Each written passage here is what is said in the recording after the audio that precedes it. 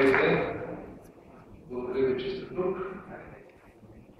Благодаря на моята организация ДСП Приятелци, която издигна моите кандидатури. Благодаря на всички останали организации, които подкрепиха кандидатурата ми за председател на ДСП София, което означава, че освен желание от моя страна, са налице и основания за това. Благодаря ви.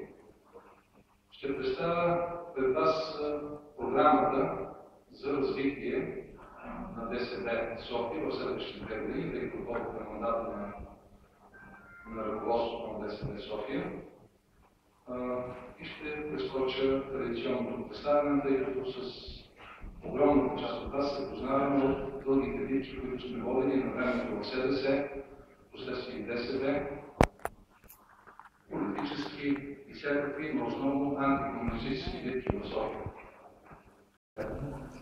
Умереност, толерантност, спокойствие и съм сигурен, че влезем ли в този режим, неизбежно ще станем по-силни, ще станем и по-успешни. Изключително важен за мен е въпросът за съюзниците. Оказва се, не можем сами. И затова ще приключа с нещо, което чух от господин Костов преди 12 години на един тежък семинар, който провеждахме, когато се бяха видими процесите на разсъждение в СДС. Когато се бяха оправили лобита, когато все по-трудно ставаше да се работи. Тогава бяхме в навечерието на изборите 2001 година. Президентът даваше знаци, че ще се явява сам на избори. Определени политически лобита работеха срещу СДС. Господин Костов каза следното: има време за събиране на камъни, има време за хвърляне на камъни.